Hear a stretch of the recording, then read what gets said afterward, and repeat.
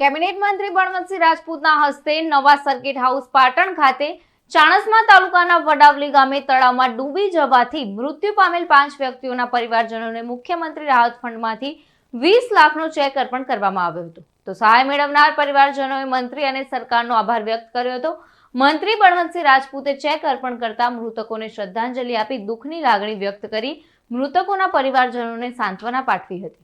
તો તાજેતરમાં ચાણસ્મા તાલુકાના વડાવલી ખાતેના ગોગરેટિયા સીમ તળાવમાં અકસ્માતે પાણીમાં ડૂબી જવાથી 5 વ્યક્તિઓનું મૃત્યુ થયું હતું. ત્યારે મુખ્યમંત્રી રાહત ફંડમાંથી મૃતકોના પરિવારને આર્થિક સહાય આપવાના હેતુસર અરજદારોના સોગંદનામા વગેરે દરખાસ્ત મોકલવામાં આવી હતી, જેને પગલે મૃત્યુ પામેલ વ્યક્તિઓના કાયદેસરના વારસાદારોના મૃતક દીઠ ₹4 લાખની સહાય ખાસ કિસ્સામાં મંજૂર કરવામાં આવેલ છે. કુલ 5 મૃતકોના વારસદારોને સહાયની ચૂકવણી કરવા મુખ્યમંત્રીના રાહત ફંડમાંથી કુલ ₹20 લાખ મંજૂર કરવામાં આવ્યા છે.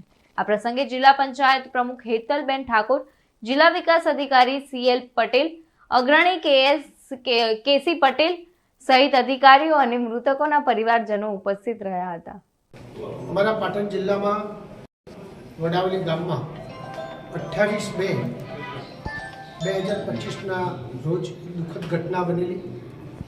તળાવમાં એકી સાથે 5 જણા ગામના એક્સપાયર થઈ ગયા.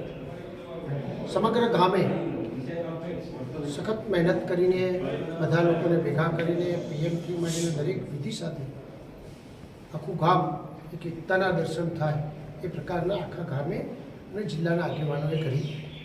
એની સાથે આદરણીય મુખ્યમંત્રીશ્રીને એ લોકોએ ગામવાળાએ અમારા પાર્ટીના આગેવાનોએ બધાએ ભેગા થઈને દરખાસ્ત કરી અને ટૂંક જ સમયની અંદર એ દરખાસ્તના ભાગરૂપે વ્યક્તિ દીઠ ₹4 લાખ એટલે 5 વ્યક્તિઓને આજે ₹20 લાખનો ચેક આદરણીય મુખ્યમંત્રી ભૂપેન્દ્રભાઈ પટેલ સાહેબની સૂચનાથી આજે આપવામાં આવ્યો છે. આદરણીય મુખ્યમંત્રી શ્રી ભૂપેન્દ્રભાઈ પટેલ સાહેબે કીધું છે કે કોઈ વ્યક્તિ કદાચ એક્સપાયર થઈ જાય પણ એના માટે આપણે કંઈક શું કરી શકાય, તો વ્યક્તિને તો પાછળ નથી લઈ શકતા, પણ આપણે નાની મોટી આવી મદદ કરીએ અને સમાજના ભાગરૂપે આપણે એમને ટેકો કરીને બધા એમને પડખે રહીએ તો એમના દુઃખમાં નાનું ઓછું કરી શકાય એ પ્રકારની વ્યવસ્થા કરી છે. ગુજરાતના મુખ્યમંત્રીશ્રીનો જ્યાં સંદેશ લઈને આજે અમે આવ્યા હતા. અમારા અધિકારીઓની ટીમ અને બધા આગેવાનોની ટીમ આજે મળીને ત્રણેય લાભાર્થી ભાઈઓને આ પ્રકારની વ્યવસ્થા કરી છે. હું પાટણ જિલ્લા વતી આદરણીય મુખ્યમંત્રીશ્રીનો આભાર માનું છું કે આવા દુઃખ પ્રસંગે પણ વ્યક્તિને સમજીને આ પ્રકારની જે વ્યવસ્થા થાય છે એમાં ગુજરાત સરકારનો એક મોટો રોલ રહ્યો છે.